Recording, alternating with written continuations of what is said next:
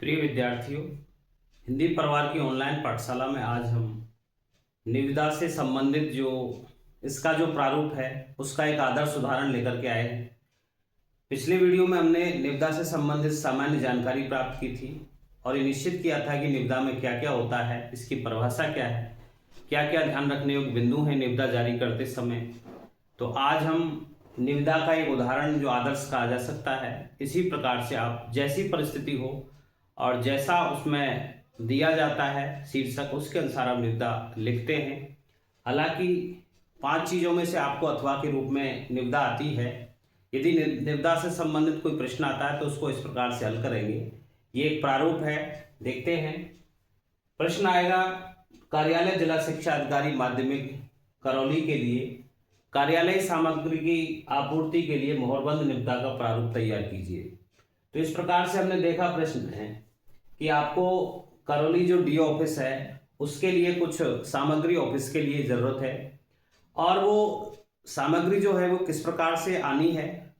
तो ठेकेदारों को निविदा यानी कि टेंडर जारी करने के लिए एक प्रारूप दर्शाया गया है। तो उसके अनुसार हम किस प्रकार से इस निविदा से संबंधित प्रश्न को हल करते हैं, उसका उत्तर लिखने का प्रयास करते हैं। तो देखिए, सबसे पहले विद्यार्थी यहाँ पर ये जो जिला शिक्षा अधिकारी करौली है, अंग है राजस्थान सरकार का। तो यहाँ सबसे पहले उस विभाग का नाम लिखेंगे, उस शासन का नाम लिखेंगे। तो यहाँ पर राजस्थान सरकार लिख दिया जाएगा।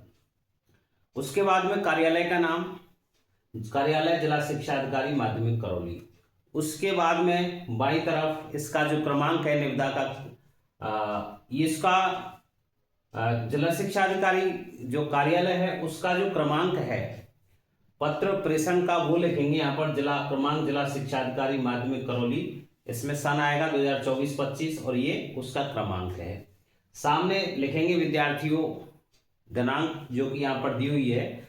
आप व्यवस्था के अनुसार कोई भी दिनांक लिख सकते हैं, 15 जनवरी 2025। यहाँ जो चीज़ें आपको 8-10 चीज़ें बताई गई थी कि कौन कौन सी चीज़ें लिखनी है, कौन कौन सी ध्यान रखनी है। तो तीसरे चौथे नंबर पर आता है निविदा सूचना संख्या। इससे पहले भी इस कार्यालय के द्वारा कई निविदाएं जारी की होंगी। तो वहाँ ये किस नंबर की है, जैसे कि 5 नंबर की है और 2024-25 इस साल में, इस सत्र में 2024-25 में 5 नंबर की निविदा संख्या है। तो निविदा सूचना संख्या 5 2024-25 ऑब्लिक लगा करके ये हुआ।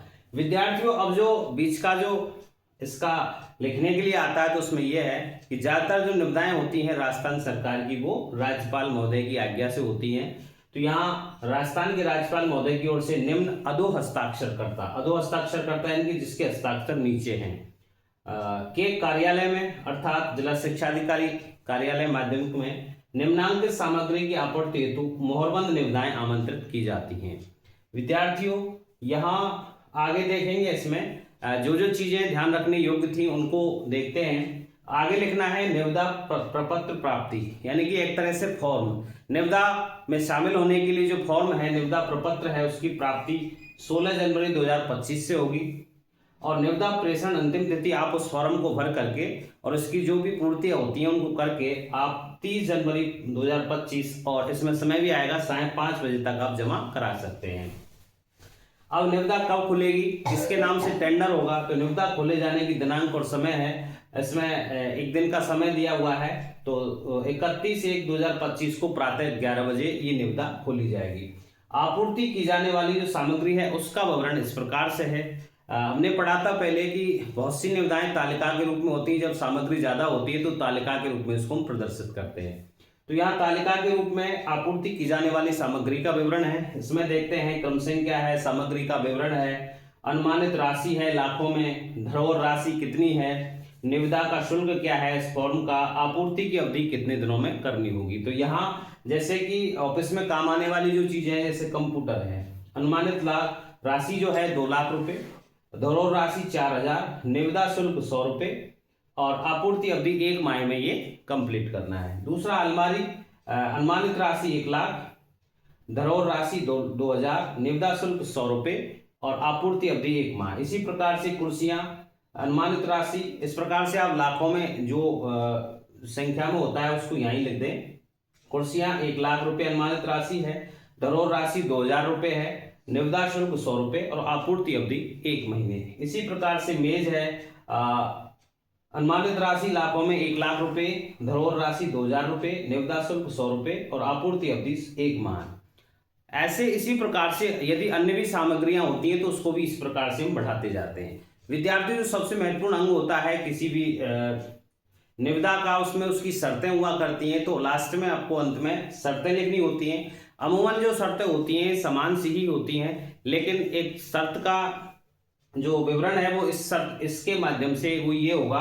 पहली निविदा की शर्तें, पहली निविदा खोलने की तिथि में परिवर्तन या निविदा रद्द करने का अधिकार अधो हस्ताक्षरकर्ता का होगा पूरी तरह से। तो ये निविदा खोलने की तिथि को परिवर्तित कर सकता है, निविदा को रद्द भी कर सकता है। ये अधिकार किसको होगा? अधो हस्ताक्षरकर्ता को, यानी कि जिसके हस्ताक्षर नीचे हैं, जिसके कार्यालय में कार्य हो रहा है, तो उसको परिवर्तित करने का, निविदा को, टेंडर को कैंसिल करने का, या उसमें तिथि में, खोलने की तिथि में परिवर्तन करने का अधिकार पूरी तरह से होगा। ये शर्त दी हुई है कि ऐसा हो सकता है। दूसरा है, इसमें सामान की आपूर्ति सही नहीं पाई जाती तो निविदा धारक की धरोहर राशि को जब्त कर लिया जाएगा। तीसरी है, इसमें किसी भी न्यायिक विभाग का कार्य क्षेत्र करौली होगा। तो यहाँ विद्यार्थियों, यदि आपूर्तिकर्ता और जारीकर्ता में किसी प्रकार का मतभेद होता है, ऐसी न्यायिक परिस्थितियां आती हैं, तो वहां न्यायिक क्षेत्र में न्यायिक विभाग जो होता है तो न्यायिक विभाग का कार्य क्षेत्र करौली होगा और कहीं इससे संबंध में याचिका वो जो दायर नहीं की जा सकती, विवाद का जो कारण है उसको नहीं ले जा सकता न्यायालय में। तो जो न्यायालय में ले जाएगा तो उसका पहले ही निर्धारित कर दिया जाता है कि करौली में होगा। विद्यार्थियों, सबसे नीचे आता है हस्ताक्षर और जिला शिक्षा अधिकारी माध्यमिक करौली। जो यहाँ आपने लिखा है कार्यालय, उसी का जो अधिकारी होता है वो उसमें हस्ताक्षर कर देगा। तो प्रिय विद्यार्थियों, ये था एक प्रारूप निविदा का। परिस्थिति के अनुसार, प्रश्न के अनुसार निविदा में आप परिवर्तन करेंगे, उसको सही तरह से पढ़ेंगे कि कहना क्या चाह रहा है, किस तरह की है। कुछ निविदाएं बिना तालिका की भी हो सकती हैं, निविदा में संशोधन भी हो सकता है। तो ये इस प्रकार से आपने निविदा से संबंधित प्रकरणों पर चर्चा की। विद्यार्थियों, हिंदी परिवार की ऑनलाइन पाठशाला को आप प्रमोट करते रहें। मिलते हैं आपके अगले टॉपिक के साथ, तब तक के लिए धन्यवाद।